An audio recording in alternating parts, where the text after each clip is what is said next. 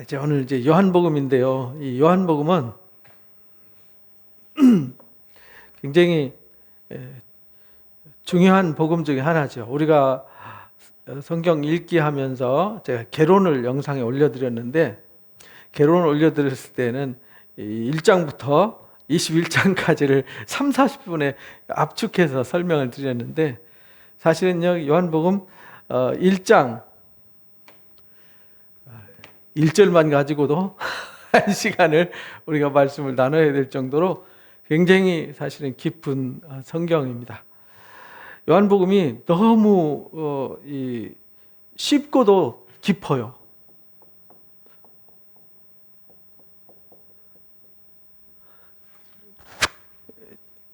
왜냐하면 너무 명쾌하게 예수님이 누군지, 하나님이 누군지에 대해서 아주 명쾌하게 설명을 해주셨기 때문에 그래서 쉬운 거예요. 그래서 요한복음을 공부하면요, 예수님에 대해서 아주 명쾌해져요. 그리고 예수님 왜 믿어야 되는지 이유도요, 명쾌해져요. 그리고 믿은 결과가 어떻게 되는지도 아주 명확하게 설명해요. 그래서 쉬워요. 그런데 왜 깊고 어렵냐면 잘못하면 영지주의자가 될 수 있어요. 신비주의자가 될 수 있고요. 그래서 많은 이단들이 등장하는데, 그 이단들이 등장한 배경 중에 하나가 또 요한복음이기도 해요. 그래서 굉장히 깊습니다. 그래서 우리는 요한복음을 통해서 이제 예수님을 온전히 배워가고 알아가는 시간 되어야 되겠습니다. 우리가 개론에서도 배웠듯이 요한복음에는 다른 복음서와는 이제 많이 차이가 나요. 다른 게 아니라 차이가 나요. 어떤 차이가 나냐면 레벨 차이가 나는 거예요. 쉽게 말하면 공간복음서는 주로 예수님의 정체성을 설명할 때 이제 초신자들한테 가르치는 듯한 이런 느낌이라 그러면, 요한복음은 장성한 자에 대한 가르침, 이렇게 보시면 돼요. 그래서 이제 레벨의 차이가 있는 거예요. 초기 예수님이 사도들을 통해서 복음을 전할 때 요한복음을 처음부터 전했더라면은 상당히 어려웠을 겁니다. 왜냐하면 유대인들은 바로 벽에 부딪히죠. 근데 다른 복음서, 마태복음에 아브라함과 다윗의 자손 예수 그리스도의 역사라고 쫙 설명하면서 구약의 선지자들이 하신 말씀이 이렇게 이루어졌다라고 해서 그들에게 메시아임을 소개를 하는데, 여기 요한복음은 다른 복음서는 쉽게 말하면 귀납적으로 설명해 나가는 거거든요. 귀납이라는 말은 길게 설명을 듣고 마지막에 가서 이제 답을 주시는 거잖아요. 근데 이 요한복음은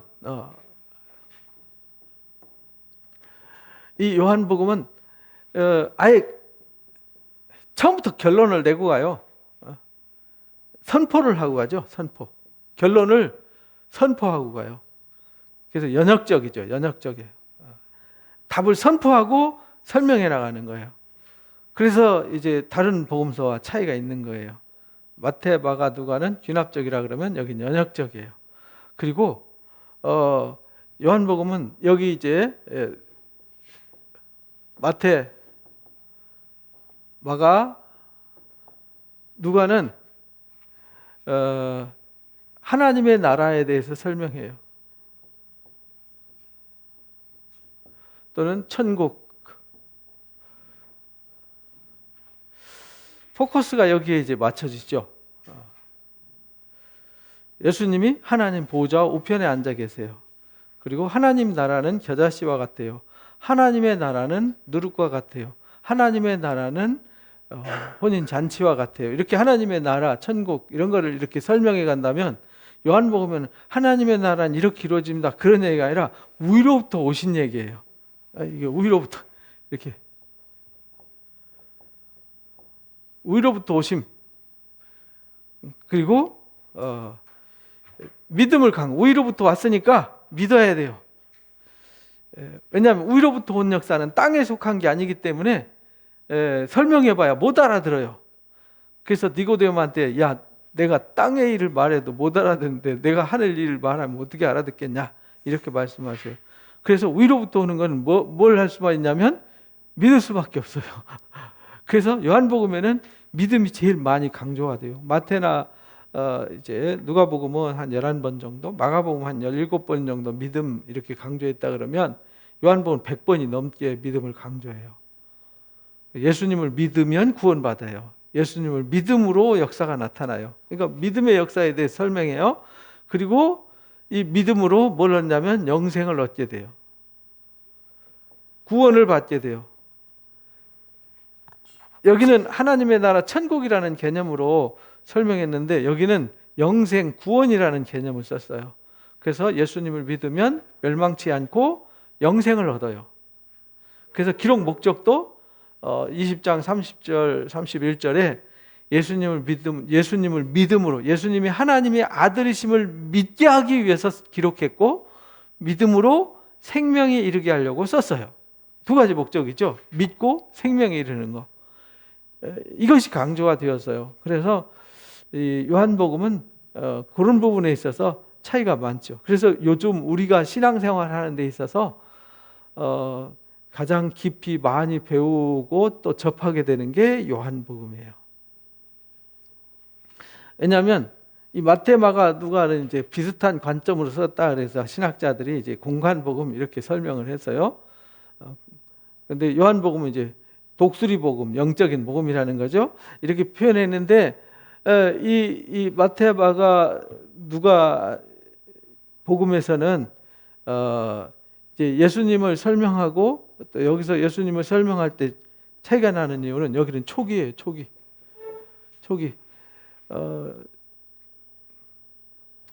로마 사람들한테, 유대 사람들한테, 이방 사람들한테 복음을 전할 때 아직 복음이 구체적으로 전해지거나 복음이 뭐냐라고 이렇게 틀이 잡혀지지 않은 때였어요.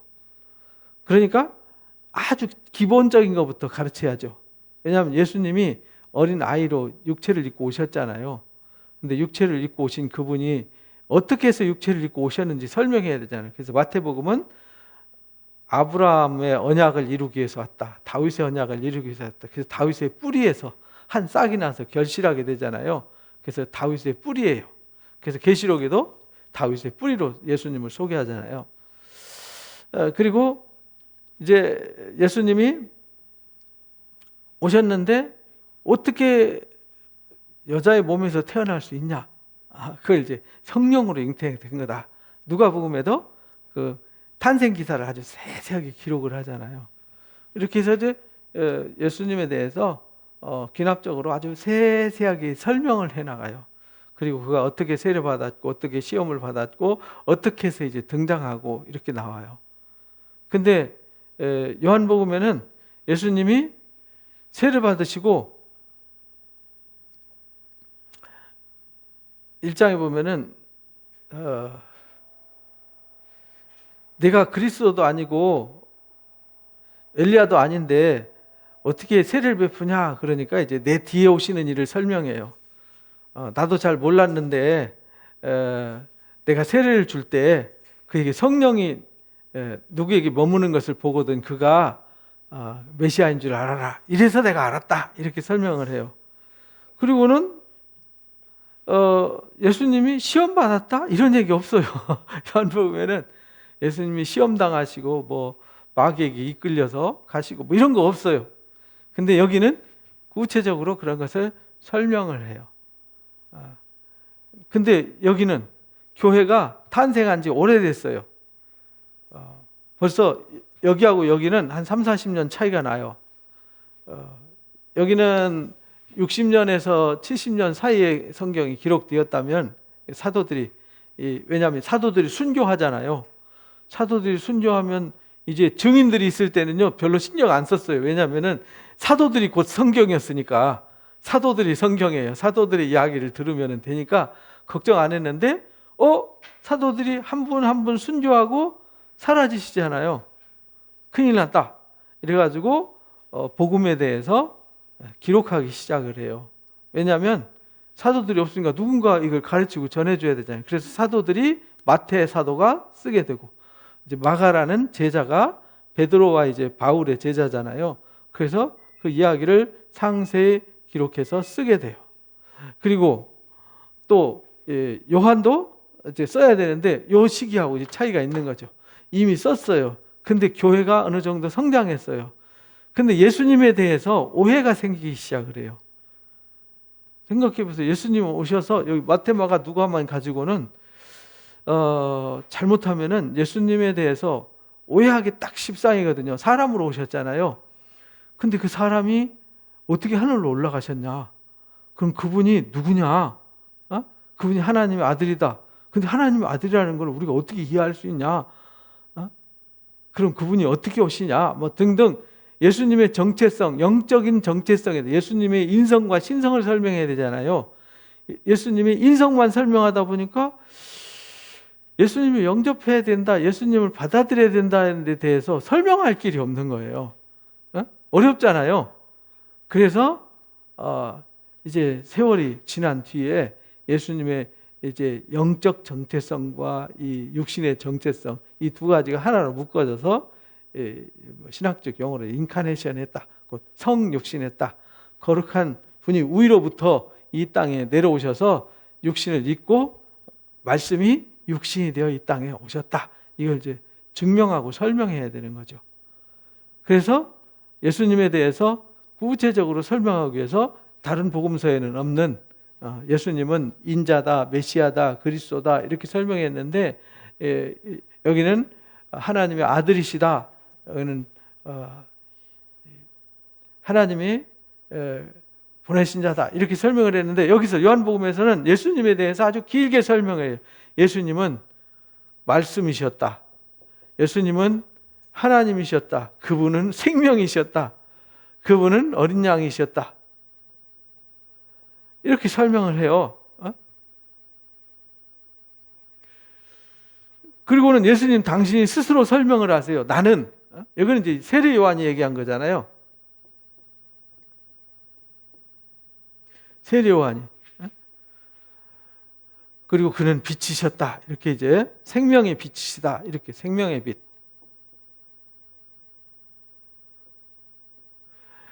근데 예수님은 스스로 말씀하세요. 예수님이 요한복음 6장에서 처음으로 나는 생명의 떡이다. 예수님이 떡이시래요. 떡.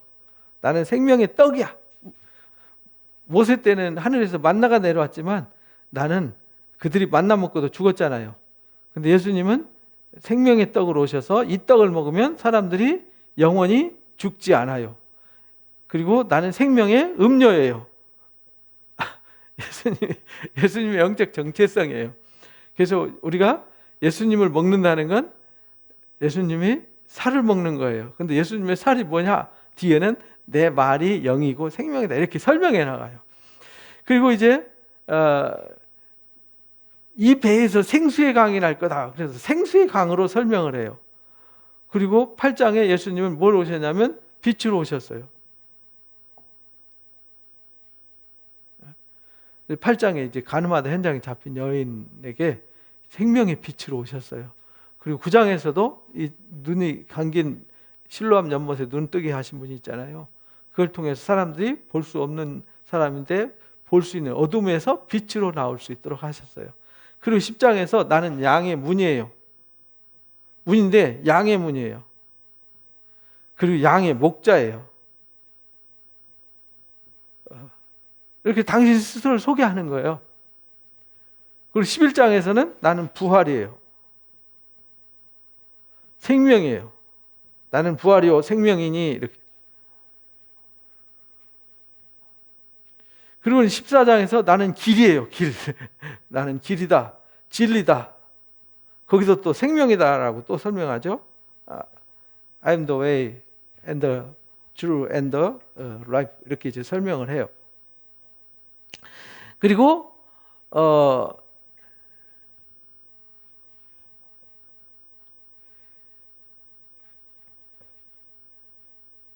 14장에서 나는 길이요 진리요 생명이다. 그리고 15장에서 나는 포도나무다. 이렇게 설명을 해요. 그러니까 예수님이 떡도 되시고 빛도 되시고 문도 되시고 목자도 되시고 음료도 되시고 부활도 되고 생명도 되시고 길도 되시고 진리도 되시고 포도나무도 되세요. 6장부터 15장까지 예수님이 당신이 누군지에 대해서 아주 구체적으로 이렇게 설명을 해요.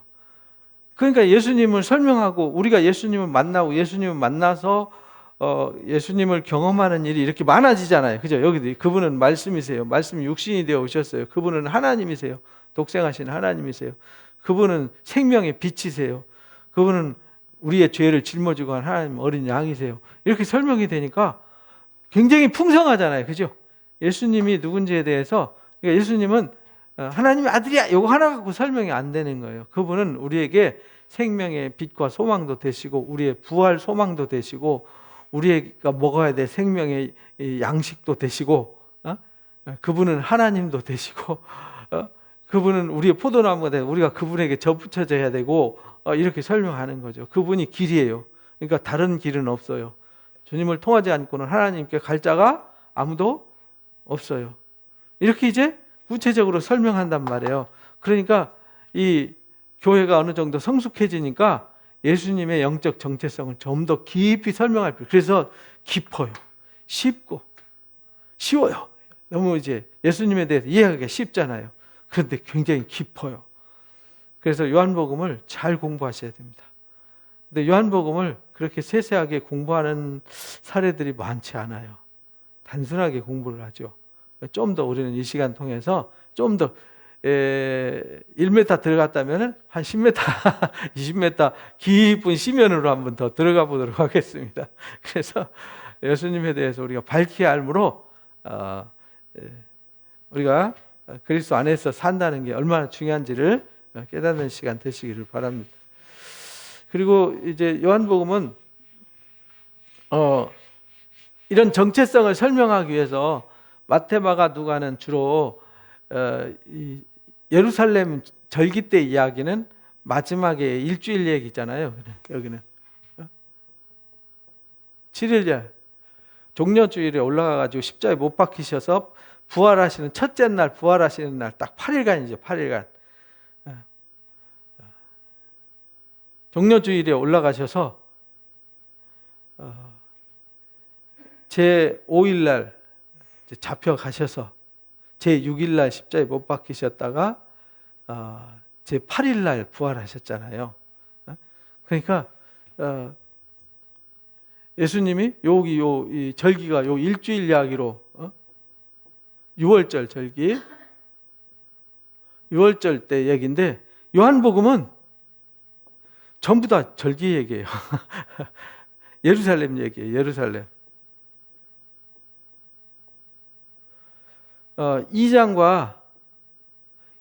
2장의 갈릴리 가나 혼인잔치 이야기와 4장의 왕의 신하 고쳐주는 얘기하고 6장의 오병이어의 기정, 이 세 가지만 갈릴리 지방 얘기입니다. 가나, 여기는 이제 가버나움에서 왕의 신하 고쳐주죠. 여기 오병이어. 이거 빼고는 전부 다 어디 얘기라고요? 예루살렘 이야기예요. 예루살렘에 왜 갔어요? 그냥 예루살렘은 아무 때나 이렇게 가는 게 아니라 언제 가냐면 절기 때 갔어요. 절기. 어느 절기 때 가냐면 초막절 때. 초막절은요 광야 40년을 돌아보면서 하나님 말씀을 읽고 말씀을 회복하는 날이에요. 그래서 일주일 내내 성경을 읽어요. 초막절에 광야 40년을 기념하는 날이에요. 하나님 너희를 얼마나 사랑하셨는지, 너희를 어떻게 이끄셨는지 잊지 마라. 그리고 6월절이 있어요. 6월절은 출애굽할 때 하나님이 그들을 구원하신 구원의 절기잖아요. 양의 피를 바른 집안은 생명을 건진받았는데 그렇지 않은 집은 장자가 다 죽었잖아요. 짐승들까지 장자가 다 죽어요. 그래서 예수님이 이 땅에 누구로 오셨냐면 6월절 어린 양으로 오셨다라는 것을 구약에서 처음부터 말씀하신 건데 이 6월절 절기, 그래서 이거는 대대로 지켜라. 너희가 어떻게 애굽에서 너희를 어떻게 구원하셨는지, 이건 구원절기예요. 구원. 이거는 사랑절기예요. 하나님이 너를 광야에서 얼마나 사랑을 쏟아주셨는지.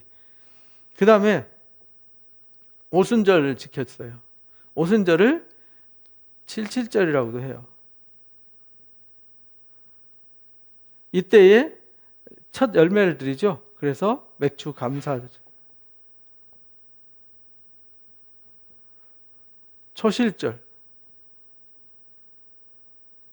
지금 유대인들은 초실절 따로 지키지만 구약 시대는 이렇게 같이 지켰어요. 그리고 이 초막절은 이제 수장절이라고도 해요. 수장절 또는 장막절이라고도 하죠. 초막 치면 초막절이고 텐트 치면은 장막절이에요. 광야 텐트 치고 40년 살았던 거니까 장막절, 초막절, 수장절 또는 추수감사절 이렇게 말해요. 그리고 오순절에는 그 이후에 모세가 시내산에서 계시를 받은 날, 계명 말씀을 받은 날을 기념한다 해서 오순절 날은 또 모세가 하나님 말씀 받은 날로도 기념을 해요. 그래서 이 3대 절기는 꼭 지켜라라고 신명기 16장에 가르쳐 주셨어요. 이 절기는 구약 성경에 어디 나오냐면 구약 성경에 계속 강조하는데 출애굽기 23장, 레위기 23장, 민수기 28장, 29장, 그 다음에 신명기 16장 여기에 계속 강조를 해요. 이거를 이제 읽어보시면 절기에 대해서 아주 확실히 알 수 있어요. 그래서 요때는 하나님이 명령하셨어요. 이때는 반드시 절기 때는 나한테 와서 보여라. 그래서 성전을 찾아가는 절기가 성전에 올라가는 날이 이 3번밖에 없었어요. 1년에. 성전에 가서 제사하는 날은 1년에 딱 3번이에요. 그 외에 개인적인 아이가 탄생해서 출생신고할 때 예수님도 가셔서 비둘기 2마리 하고 출생신고 하셨잖아요. 난지 8일 만에 할례하시고 정결 예식을 하러 마리아가 올라갔잖아요. 이제 그런 때 가고 남자들이 공식적으로 가는 거는 1년에 3차례입니다. 그 외에 무슨 불임절이 뭔지 아시죠? 에스더서에 나오잖아요. 하만의 모략으로 유대인들이 몰살당할 위기에 있었는데 에스더 황비를 통해서 죽으면 죽으리라 하고 왕한테 나가가지고 자기들 위기를 알려가지고 하만의 모략을 물리치고 유대인들이 살았어요. 그때 하나님이 첫째 딸에 제비 뽑았는데 몇째 달 뽑게 하셨냐면 12째 달 뽑게 하셨어요. 그러니까 12달이라는 기간이 있잖아요. 만약에 그 기간이 짧았더라면 유대인들은 몰살했죠. 그래서 127도에 공문 보내는데 굉장히 오랜 시간이 걸렸어요. 근데 하나님이 그렇게 뽑아놓으시고 하만의 모략을 들춰서 이제 모략을 물리치시고 모르드게를 총리로 세우시죠.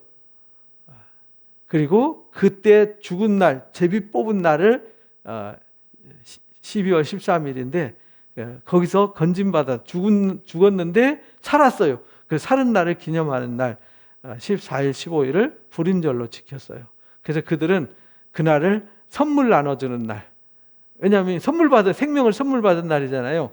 그래서 선물을 기념하는 날. 이게 이제 불임절이에요. 그리고 요한복음 10장에 수전절이 나오죠. 수전절. 그건 하누카라고 그래요. 그건 성경에 안 나와요.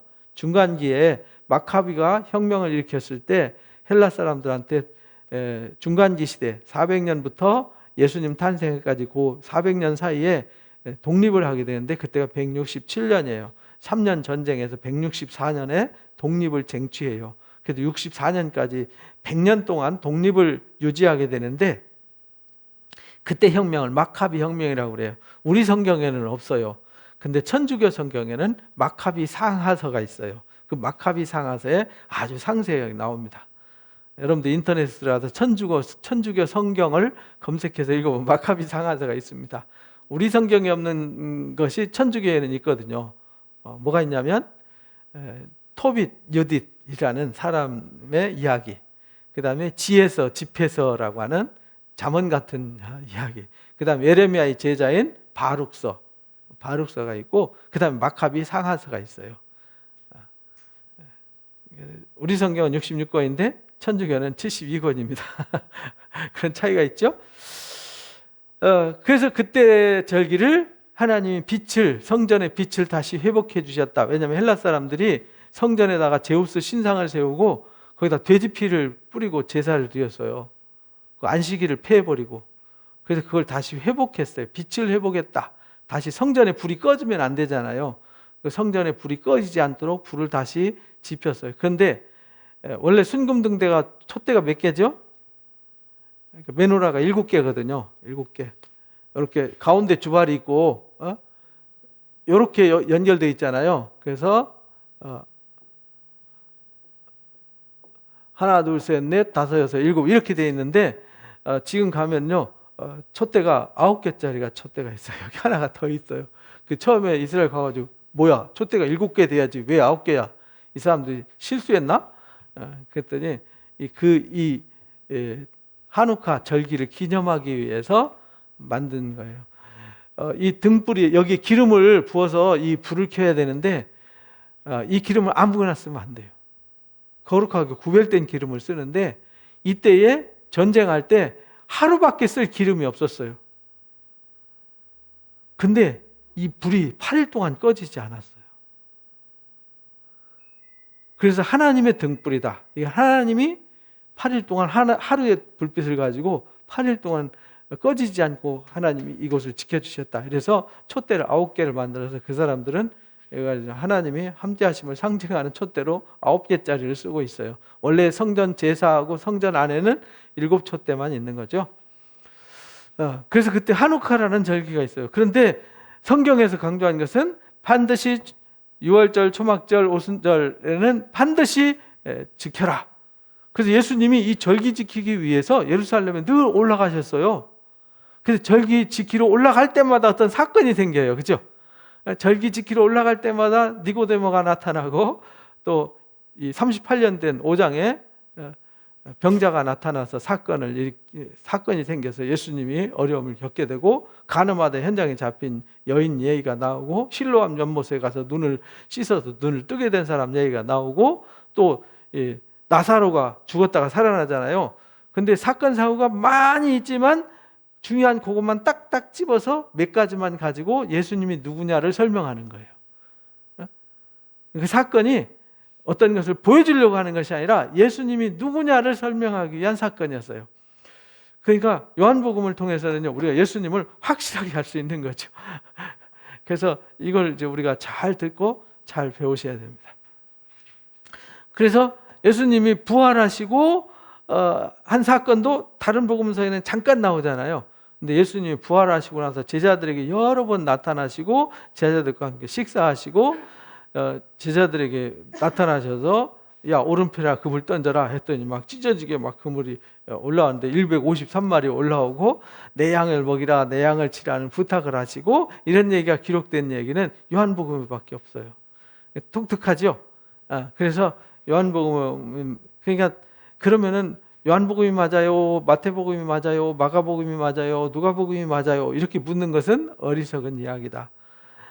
기록하는 사람이 예수님의 이야기 일대기를 다 쓴 게 아니고 복음을 전함을 받는 그 사람들에게 예수님이 누구냐를 그 사람들한테 맞춰서 설명한 거예요. 여러분도 누군가에게 설명할 때 교회 한 번도 안 나왔고 성경 창세기도 모르는 사람한테 아브라함이 어쩌고 뭐 노아가 어쩌고 뭐 다윗 왕이 어쩌고 뭐 성막이 어쩌고 저쩌고 하면요 5분만 지나면 하품을 하죠. 그런 사람한테는 마가복음처럼 예수 그리스도의 복음의 시작이다 해가지고 그분은 능력 있는 분이다 막 이렇게 이제 설명해야 되는 거잖아요. 근데 교회 좀 다녔고 어설프게 지식을 알고 있는 사람한테는 요한복음을 통해서 예수님에 대해서 좀 더 깊이 이렇게 영적으로 설명을 해줘야 되는 것이죠. 그래서 요한복음은 이렇게 독특성이 있어요. 예수님 절기 때 예루살렘 이야기예요. 절기 때 예루살렘 올라가서 예수님이 누구냐 성전과 예수님을 동일시했어요. 그래서 2장에 성전을 헐라 내가 3일 만에 일으키겠다 그러니까 사람들이 놀랐어요. 어떻게 46년 동안 지은 성전을 하루아침에 헐고 3일 만에 세울 수 있냐, 이거 미친 거 아니야? 막 이렇게 설명했단 말이에요. 근데 나중에 제자들이 깨달았죠. 그것이 당신의 육체를 가르친 거구나. 이 성전을 헐라이 말해 십자가에 못 박으면 3일 후에 다시 일어난다는 얘기였구나 라는 사실을 알게 되었더라. 이렇게 가로치고 설명을 해놨어요. 그렇죠? 그래서 예수님과 성전을 동일시해서 예루살렘 이야기에 포커스를 맞췄던 거다라는 것을 쉽게 알 수 있어요.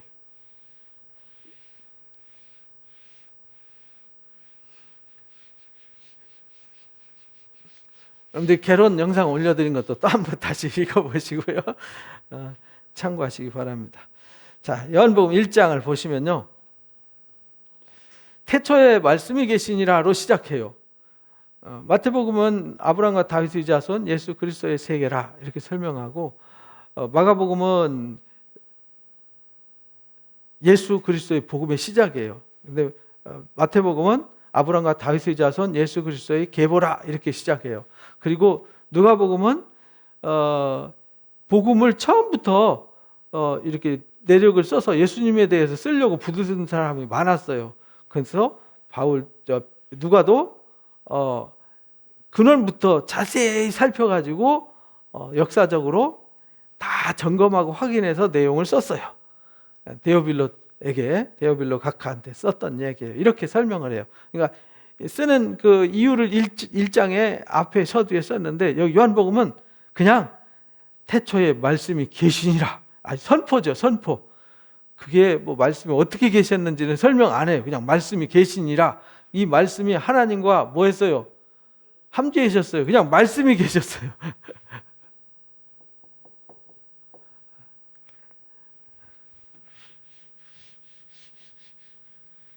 말씀이 계셨어요. 근데 이 말씀이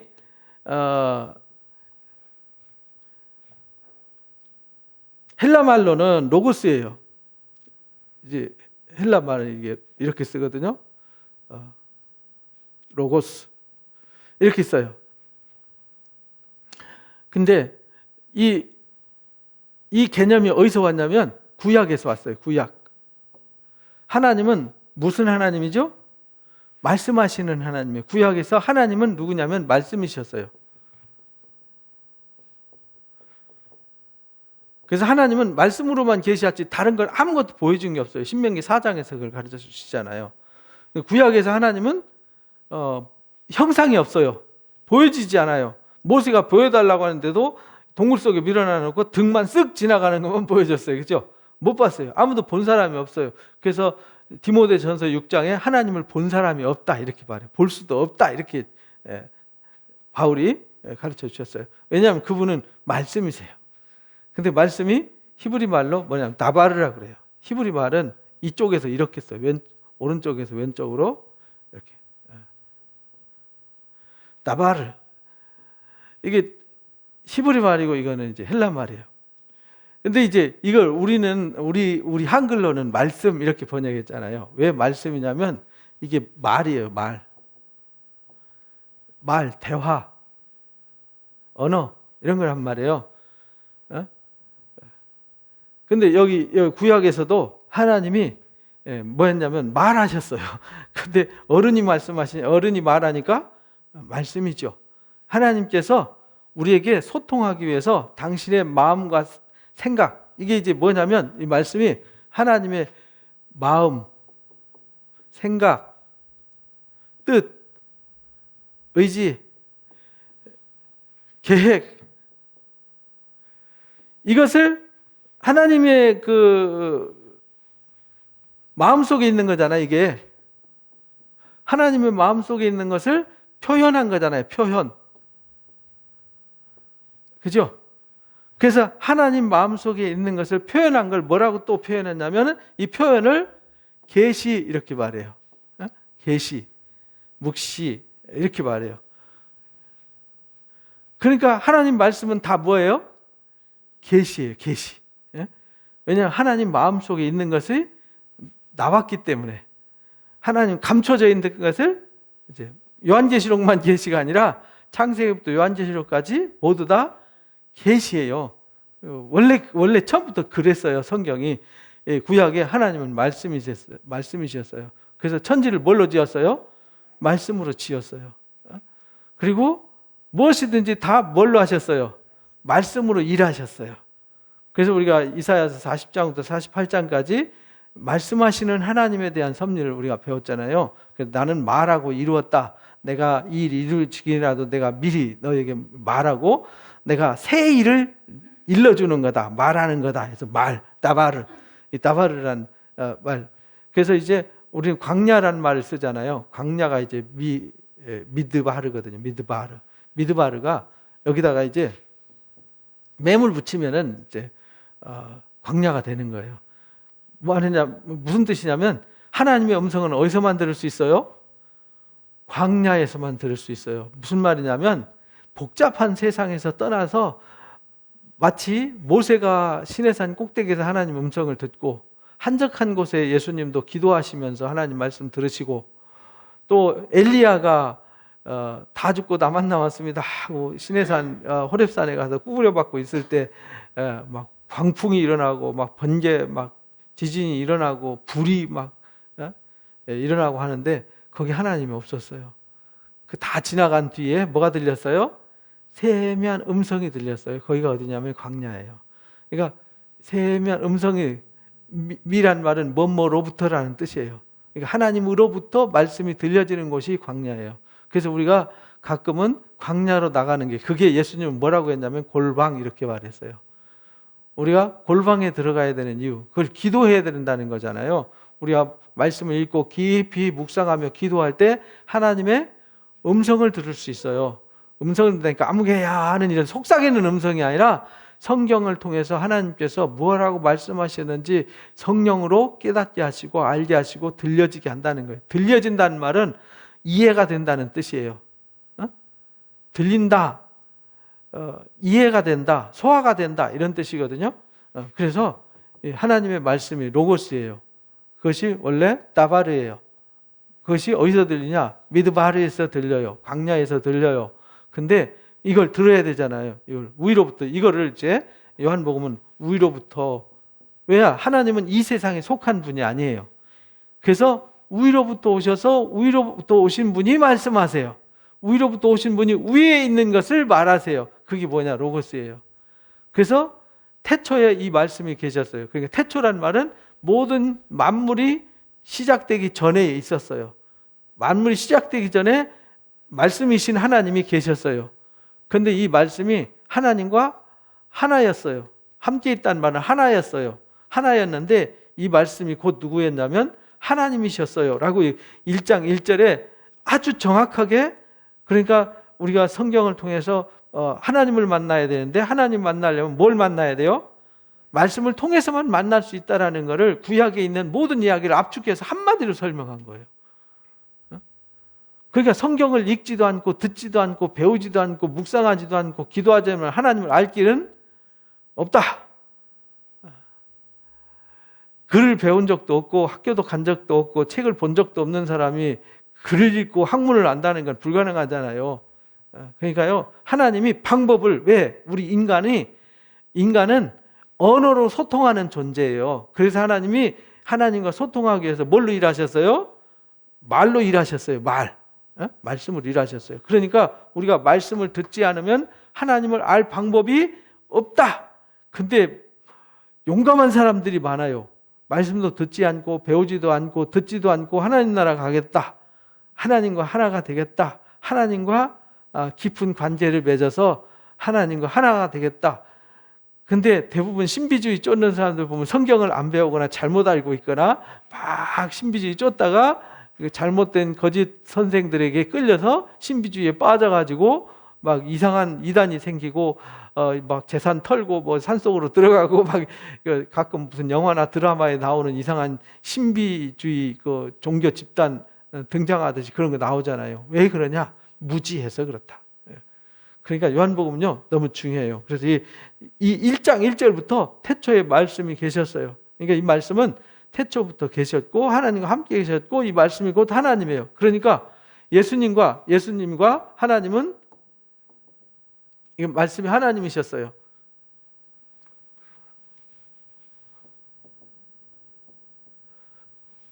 글씨가 잘 안 써지네 오늘. 하나님과 예수님이 말씀이셨어요. 근데 이제 이분이 같은 분이에요. 하나예요. 하나의 본질이에요. 그런데 아버지와 아들은 달라요. 하나인데 달라요. 그런데 다른데 하나예요. 그래서 이게 삼위일체 이론이 나온 거거든요. 그러니까 이게 잘 들으셔야 돼요. 이게 잘 듣지 않으면 이제 혼란스러워져요. 그래서 이 로고스의 하나님, 이 헬라 사람들은 그 당시에 헬라 문화에 사는 사람들한테 하나님을 소개하기 위해서 로고스라는 개념을 쓴 거예요. 로고스라는 것은 이성적 개념, 어떤 보이지 않는 어떤 이 세계, 보이지 않는 세계의 절대자, 이걸 로고스로 이해를 했어요. 보이지 않는 어적 절대적인 세계, 그 속에 있는 우리가 알 수 없는 모든 그 지혜와 모든 근원이 그 속에 있다고 생각했어요. 이성의 모든 근원이, 그걸 로고스로 생각했어요. 그래서 하나님은 그 속에 보이지 않는 우리가 알 수 없는 저 멀리 있는 인간이 다 헤아릴 수 없는 거대한 이성의 세계, 보이지 않는 영적인 세계에 저 위에 계신 분이 이 땅에 오셨는데, 그분이 뭘로 오셨냐? 말씀으로 오셨다. 근데 그 말씀이 뭘로 오셨냐? 14절에 이렇게 말하죠. 말씀이 뭐가 됐어요? 그래서 13절에 이는 혈통으로나 육정으로나 사람의 뜻으로 나지 아니하고 하나님께로부터 난 자들인데 말씀이 육신이 되어 우리 가운데 거하셨다. 우리가 그 영광을 보니 아버지의 누구 영광? 독생자의 영광이요 은혜와 진리가 충만하더라. 이렇게 말해요. 그러면서 18절에 본래 하나님을 본 사람이 없어요. 그렇죠? 근데 아버지 품속에 있는 독생하신 하나님이 나타내셨느니라. 이렇게 말해요. 그러니까 이 말씀은 곧 예수님이세요. 이 속에 은혜와 진리가 충만해요. 그러니까 우리가 은혜와 진리를 발견하고 얻고 은혜와 진리 가운데 나가려면 누구를 만나야 돼요?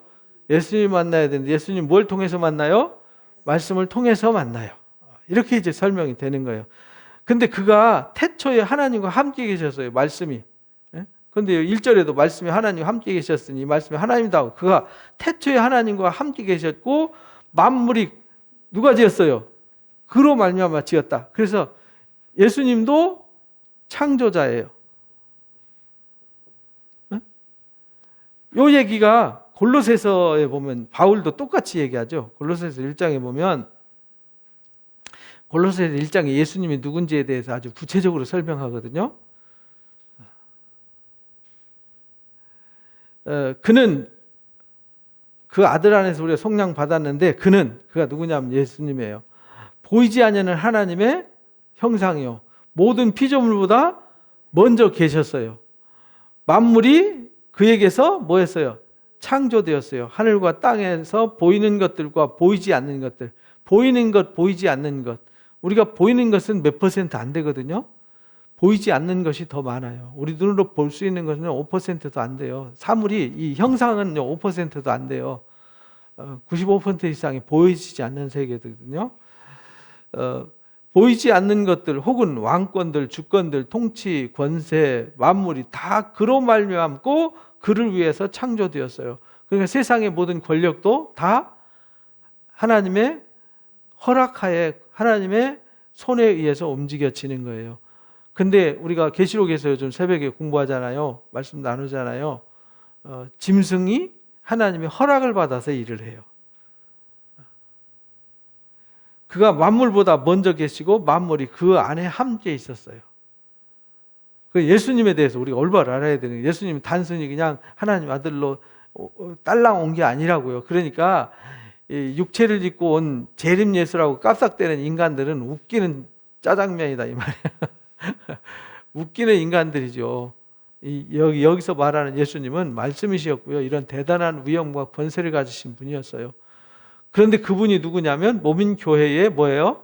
머리고요. 그가 근본이세요. 죽은 자분들 가운데서 먼저 나시고 친히 만물의 으뜸이 되신 분이란 말이에요. 그래서 이 바울이 말하는 예수님이나 요한복음 1장에 요한이 말하는 예수님이나 똑같은 거죠. 그래서 그가 만물을 지었고요. 지은 것이 하나도 그가 없이는 된 것이 없었어요. 그래서 예수님이 이 땅에 오시지만 예수님과 만물의 창조와 이제 이게 혼란스러운 거잖아요. 아니 만물 속에 한 여인의 뱃속에서 나왔는데 어떻게 그분이 하나님이 될 수 있고 그분이 하나님의 아들이 될 수 있고 어떻게 그분이 만물을 창조할 수 있냐, 이 말도 안 되는 소리 하지 마라, 이럴 수 있단 말이에요. 그래서 예수님이 누군지에 대한 영적인 정체성을 모르면 이제 거기서 혼란에 빠지는 거죠. 그래서 이제 요거 잘못 해석해 가지고 영지주의자들이 이제 많이 나온 거예요. 아이, 거룩한 하나님이 어떻게 육신을 입고 와? 그건 말이 안 돼. 육신은 부정한 건데. 왜냐하면 그때 당시에 헬라 철학과 또는 그 페르시아의 빛과 어둠의 사상을 그대로 물려받아서 영지주의는 육은 악하고 영은 선하다라는 의식을 가지고 있었어요. 그러니까 그 사람들은 악한 육신의 몸을 어떻게 입고 오냐, 말이 안 된다. 그냥 예수님은 그냥 환상으로 오신 거다. 그냥 우리 눈에 이렇게 보이도록 보여진 가현설이라 그러지, 가현설. 잠깐 보였다가 십자가 지실 때 떠나신 거다.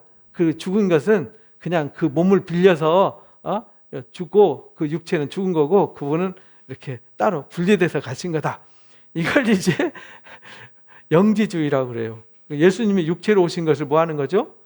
부정하는. 그래서 요한 1서에 그걸 적그리스도 이렇게 말했어요. 3장 4장에 예수님 육체로 오신 것을 부정하는 것을 적그리스도다. 왜 육체로 오신 것을 부정하는 게 적그리스도냐면 예수님이 이 예수님이 육체로 오셨잖아요. 육체를 입고 오셨는데 이걸 부인하면 이단이 돼요. 이단. 왜냐하면 육체를 입고 오셔서 우리와 똑같은 성정을 입고 우리 똑같은 몸을 입고 오셔야 나 대신 뭘 할 수 있어요? 속죄를 할 수 있어요. 대속죄물이 될 수 있어요. 예수님이 육체를 입고 오시지 않으면 내 죄를 갚아줄 수 없어요. 그러니까 구원이라는 자체가 성립이 안 되는 거죠. 그래서 예수님 반드시 육체를 입고 오시고 우리가 똑같은 육신을 입고 오셔야 되고, 그러나 그분은 죄가 없으세요. 죄가 없으시니까 내 죄를 갚아줄 수 있는 거예요. 그래서 이 아주 깊은, 그래서 깊다 그랬잖아요. 이 깊은. 근데 그가 만물이 지은 바 되었으니 지은 것이 하나도 예수님 없이는 된 게 없어요. 그런데 그 안에 뭐가 있어요? 생명이 있었어요. 이 생명은 사람들이 뭐라고요? 빛이에요. 생명의 빛으로 오셨어요. 예수님에게 생명이 있어요. 우리에게도 생명이 있잖아요. 그런데 우리의 생명은 생명이 아니에요. 왜? 100년 안에 다 소멸될 거니까 없어지잖아요. 그래서 살았지만 뭐 한 거죠? 죽었다고 성경은 표현하는 거예요. 그런데 예수님은 그 안에 생명이 있어요. 무슨 생명이 있는 거예요? 영원한 생명이 있는 거죠. 그래서 그 생명이 뭐가 돼요? 빛이 되는 거죠. 빛이 된다는 말은 어둠을 밝혀주는 거잖아요. 이 생명이 있지만 죽은 생명은 빛이 아니에요. 어둠이지. 살았지만 죽은 거, 사형 선고 받아서 감옥에 있는 사람은 살았지만 죽은 거랑 똑같잖아요. 우리도 아담 아래서 태어나서 태어나자마자 우리는 뭘 받는 거죠? 사형 선고를 받는 거예요. 너는 100년 후에 목숨 내놔야 돼. 이렇게 정해진 거잖아요. 그러니까 우리는 희망이 없는 거죠. 근데 예수님은 죽음이 없으신 분이잖아요. 영생하신 분이니까 육신을 입고 오셨는데 영생하신 하나님의 아들의 몸에 이 영원한 생명이 들어있는 거죠. 그리고 이 생명이 사람들이 뭐가 됐어요? 빛이 되었어요. 사람들에게 희망을 주는 거죠. 소망을 주는 거란 말이에요. 그래서 우리가 예수님은 말씀이시고 예수님은 생명이시고 우리에게 소망이 되시는, 빛의 소망이 되시는 거예요. 예수님은 이 땅에 소망으로 오셨어요. 근데 이 사실을 아는 자가 없는 거죠. 이 사실을 깨닫는 것이 그렇게 어려운 거죠. 근데 이걸 이용해가지고 막 겁박하고 협박해서 신앙으로 강제로 끌어다가 자기 조직을 만들어가지고 이제 강탈해먹고 이용해먹고 자기들은 막 집 사고 땅 사고 빌딩 사고 하면서 거짓말 하잖아요. 아니 자기도 다 내려놓고 해서 왜 또 돈 걷어가지고 땅 사고 집 사고 해? 어차피 다 놓고 할 건데, 그죠? 그 앞뒤가 안 맞는 그런 이상한 사람들, 벌써 가짜인데 사람들은 얼른 보면 가짜인데 그게 혹시나 때문에 거기에 붙어서 못 나오는 거예요.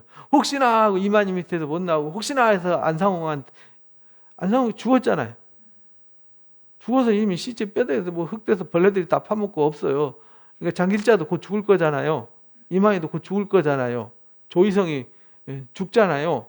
박태선이 죽잖아요. 그죠? 문선명이 죽었잖아요. 다 죽잖아요. 그건 아무것도 아니란 말이에요. 근데 사람들이 거짓말에 속아요. 그가 부활할 거다. 아니, 부활은 예수님 다시 오실 때 한 번 있는 거지. 부활이 요때 저때 심심할 때 한 번씩 부활하는 게 아니거든요. 그러니까 사람들 왜 이렇게 잘 속는지 모르겠어요. 왜냐하면 성경을 너무나도 깊이 배우지 못해서, 바르게 배우지 못해서 그래요. 예수님 안에만 뭐가 있어요? 생명이 있고 빛이 있어요. 생명의 빛이에요. 그 생명을 영원한 생명. 그래서 여기 20장 제자들에게 이 책에 기록되는 걸 많이 이제 행하셨지만, 이것을 기록한 이유는 예수님 하나님 아들 그리스도이심을 믿게 하는 일, 그를 믿어 그의 이름을 힘입어 뭘 얻어요? 여기서 얻는 생명은, 우리도 생명이 있는데 뭘 또 생명을 얻어? 이렇게 말하지만 우리가 갖고 있는 생명은 생명이 아니에요. 착각하면 안 돼요. 이미 죽은 목숨을 갖고 있는 거거든요. 시간 지나면 태초부터 큰 소리 치면서 태어난 사람들 다 소멸되고 없어져 버렸잖아요. 아무리 뭐 나폴레옹이 아니라, 히틀러가 아니라, 뭐 무솔리니가 아니라, 뭐 알렉산더가 아니라, 가이사가 아니라 누구라도 아무리 대단한 권력과 힘과 능력을 가지고 태어났어도 다 소멸되고 없어져 버렸잖아요. 공부 좀 한 사람들은 그 시대, 로마 시대에 누가 있었어, 중세기 때 누가 있었어 기억하지만, 보통 사람들은, 역사 공부 안 하는 사람은 그런 사람도 있었어? 이렇게 되는 거잖아요. 아무도 기억하지도 않는 사람들. 이렇게 되는 거예요. 그래서 우리가 이 요한복음 1장이 아주 중요한 거예요. 시작. 예수님의 시작이죠, 이게. 빛이 어둠에 비추었어요. 그래서 빛이 이 땅에 오신 거잖아요. 그래서 예수님이 빛으로 오셔서 이 땅에 빛을 비추세요. 그런데 어둠이 뭐 하지 못해요? 깨닫지 못해요. 그러니까 이걸 깨닫는 게 참 어려운 거죠. 예수님이 마국간에 태어났을 때 천사들이 찬양하고, 그 들판에 목자들이 가서 영접하고, 페르시아 그 마귀들이 와가지고 이제 박사들이 와서 황금과 유황과 모략을 드리면서 경배를 했잖아요. 근데 아무도 몰라요. 동네 사람도 모르고요. 아무도 몰라요. 언제 하냐? 오순절 성령 강림한 후에 그분이 그분이었구나 이렇게 알게 된 거죠. 근데 우리도 이때도 깨닫지 못하면 안 되잖아요. 그죠? 하나님께로부터 보내심은, 그래서 이 5절까지 예수님이 누군지 본질을 쭉 설명한 뒤에 이 사실을 알리기 위해서 등장한 사람이 누구냐면 요한이에요. 하나님께로부터 보내심을 받은 사람이 있어요. 그가 증언하러 왔어요. 뭘 증언하러 왔어요? 빛에 대해서. 이 땅에 생명의 빛으로 오셨는데 그 빛에 대해서 증언하고, 모든 사람이 그로 말미암아, 자기로 말미암아 뭐 하게 하려고? 믿게 하려고. 이렇게 믿게 하려고. 이 생명의 빛에 대해서, 이 말씀에 대해서, 하나님에 대해서, 이 독생하신 하나님에 대해서, 은혜와 진리가 충만하신 예수님, 만물의 창조자예요. 근원 되시고 빛과 생명의 소망이 되신 주님이 오셨다는 걸 증언하러 온 사람이 누구냐면 세례 요한이었다. 그리고 그를 믿게 하려고 왔다. 그는 이 빛이 아니에요. 세례 요한은 빛이 아니고요. 이 빛에 대해서 뭐 하러 왔어요? 증언하러 왔어요. 그러니까 우리는 빛이 아니에요. 이 땅에 사람은 빛이 될 수 있어요? 없어요? 없어요. 자꾸 사람을 빛이라고 말하는 사람은 문제가 있는 거예요. 예수님만이 이 땅에 생명의 빛이세요. 근데 그 생명의 빛이 어디에 거하죠? 내 안에 거하잖아요. 그러니까 내 안에 뭐가 있는 거예요? 생명이 있고 내가 그리스도와 하나가 되는 거죠. 그래서 주님을 영접하면 하나님의 자녀가 되는 권세가 준다라고 이렇게 쓰는 거예요. 참 빛, 곧 세상에 와서 각 사람에게 비추는 빛이 있었는데, 그가 세상에 계셨으면, 세상은 그로 말미암아 지은 바 되었을 때 세상이 그를 알지 못해요. 참빛이 이 땅에 왔고 만물을 창조하시고 만물의 근원 되시고 만물보다 먼저 계신 그분이 육신을 입고 이 땅에 오셨는데, 빛으로 오셨는데 사람들이 몰라요. 그리고 그 빛에 대해서 세례 요한이 증언하러 왔어요. 근데 그 증언을 받아들이지도 않아요. 자기 땅에 오매 자기 백성들이 영접하지 않았어요. 그런데 읽어봅니다. 시작. 영접하는 자 곧 그 이름을 믿는 자들에게는 하나님의 자녀가 되는 권세를 주셨으니. 그래서 예수님이 영접하면 뭘 영접하냐면 하나님을 영접하는 거예요. 근데 그 속에 뭐가 있냐면 말씀이 있고 생명이 있고 빛이 있고 은혜가 진리가 있어요. 만물을 창조하신 하나님이 내 안에 들어오시는 거죠. 내가 그 창조하신 주님 안에 들어가는 거죠. 주님과 나와 하나로 연합되어지는 것이죠. 이는 혈통으로나 육정으로나 사람의 뜻으로 되지 않아요. 이래서 어려운 거예요. 사람의 뜻이나 혈통과 육정으로 된 일이면은 설명하기도 쉽고 이해하기도 쉽고 받아들이기도 쉬운데 못 받아들여요. 너무 커서. 그래서 뭐로만 받아들일 수 있냐면 믿음으로만 받아들일 수 있어요. 오직 하나님께로부터 난 자들이니라. 하나님께로부터 난 자들만이 예수님을 영접하고 하나님의 자녀가 되는 권세가 주어져요. 이게 복음의 시작이에요. 신앙의 ABCD 기초 가르칠 때 사실은 요한복음 1장부터 가르쳐야 돼요. 이걸 이해하고 이걸 소화할 수 있어야 이제 믿음이 시작되는 거거든요.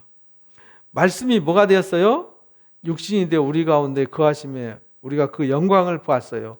아버지 독생자의 영광 은혜와 진리가 충만하더라. 이거를 이제 보게 되는 거죠. 요한이 그에 대해서 증언하여 외쳤어요. 내가 전에 말하기를 내 뒤에 오시는 이가 나보다 앞선 것은 나보다 먼저 계시기 때문이다. 한 사람이 이 사람이다 라고 말했어요.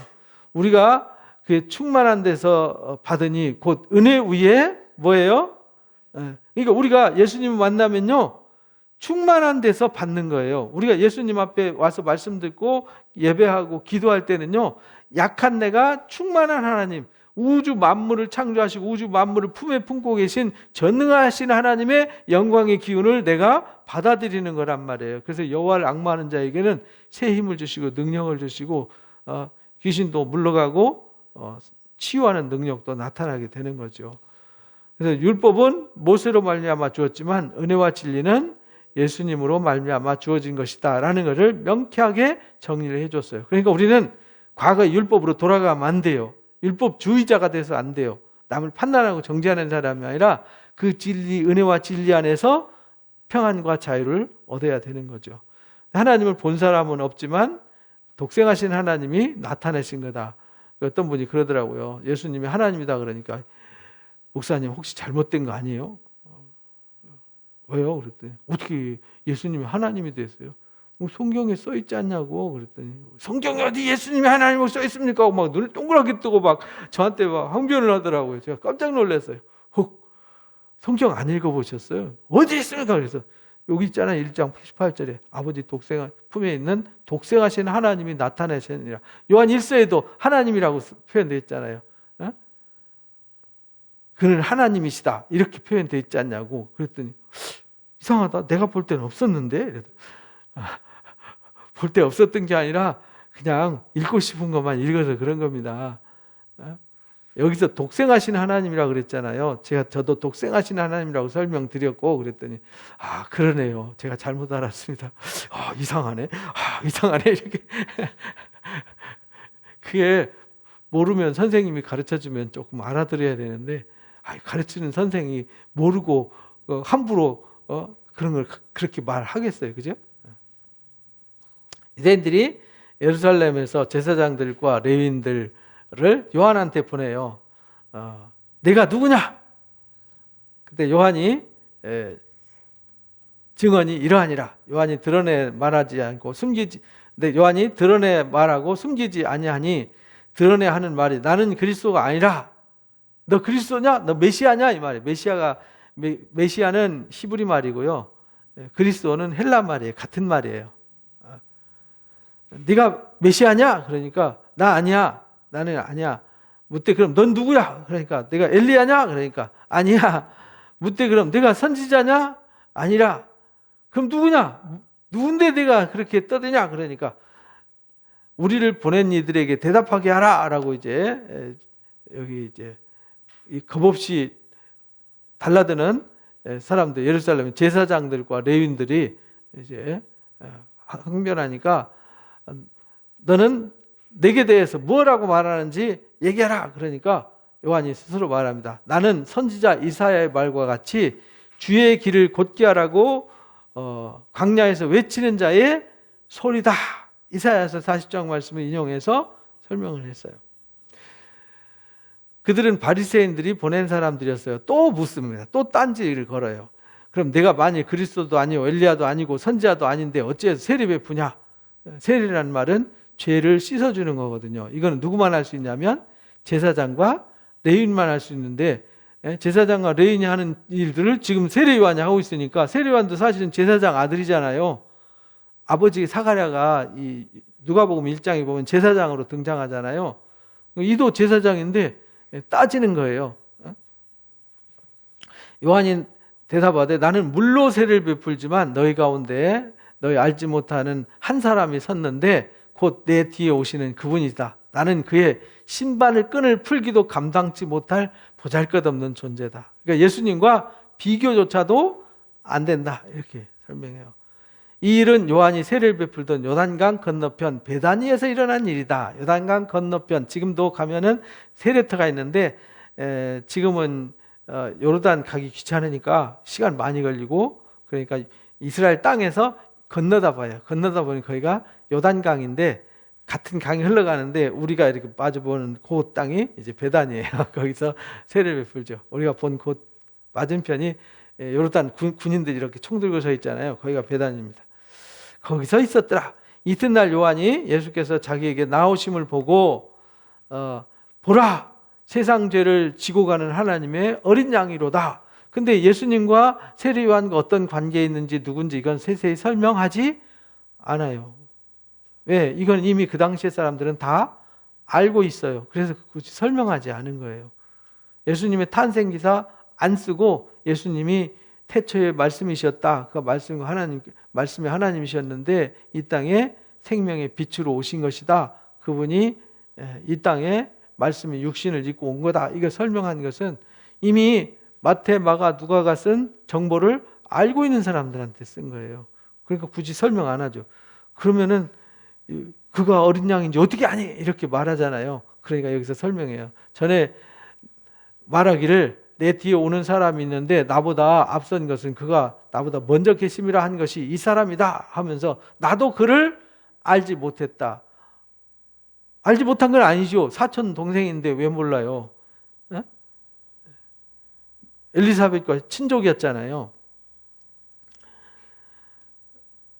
내가 와서 물로 세례를 베푸는 것은 그를 이스라엘에 나타내려 함이라. 요한도 증언하되 내가 보면 성령이 비둘기같이 하늘에서부터 내려와서 그 위에 머물더라. 나도 그를 알지 못했는데 나를 보내어 물로 세례를 베풀라 하신 하나님께서 그가 나에게 말씀하셨어요. 하나님이 성령이 비둘기같이 내려서 그 위에 누구에게든지 머무는 것을 보거든 그가 곧 성령으로 세례를 베푸는 이인 줄 알라. 이렇게 말씀하셨다는 거예요. 그래서 세례 요한은 회개하도록 하나님께 나아가도록 하는 게 물세례란 말이에요.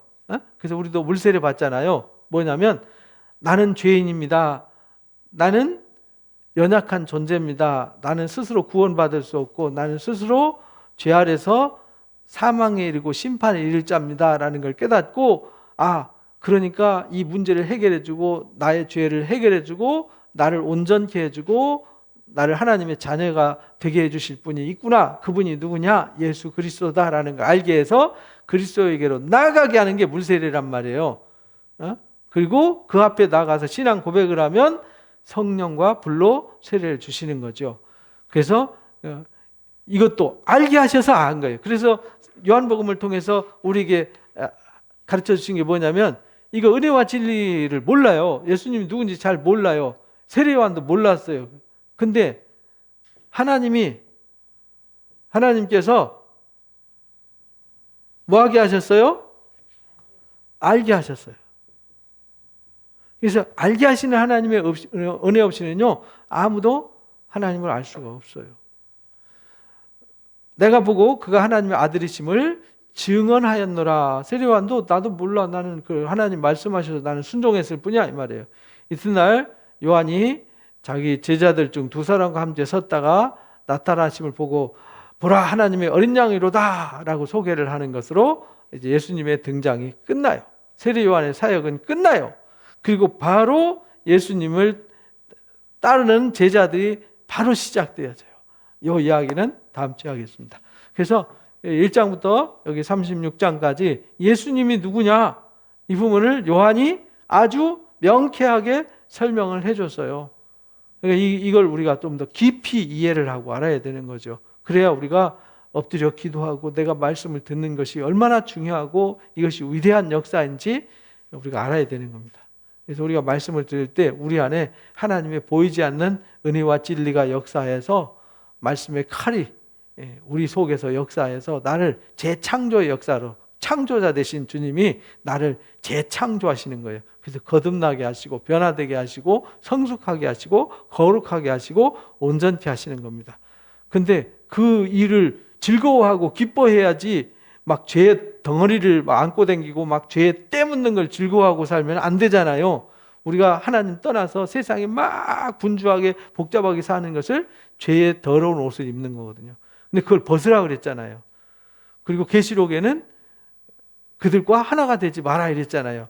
그래서 그런 것이 막 화려해 보이지만 광야에서 딱 나와서 보니까 그 화려한 옷이 끔찍한 옷이라는 것을 사도 요한이 계시록 17장, 18장 통해서 보여주셨잖아요.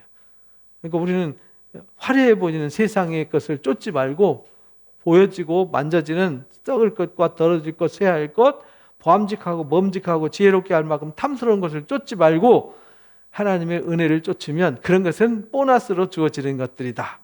그렇다고 해서 예수 믿으면 뭐 따로 어디 하늘 꼭대기 올라가서 살고 아무것도 안 먹고 살고 안 입고 살고 일도 안 하고 돈도 안 벌고 사냐, 그런 뜻이 아니에요. 그걸 쫓지 말라는 거죠. 그건 쫓아갈 게 아니고 쫓을 것은 우리가 주님밖에 없다. 그런 것들은 모든 것을 내가 땀 흘리고 수고하면은 기쁨으로 즐거움으로 살면 더해 주시는 분복에 불과하다라는 것을 깨닫고요. 우리는 예수님을 온전히 알고 예수 그리스도 안에서 은혜와 진리로 살아가시기를 주님의 이름으로 축복합니다.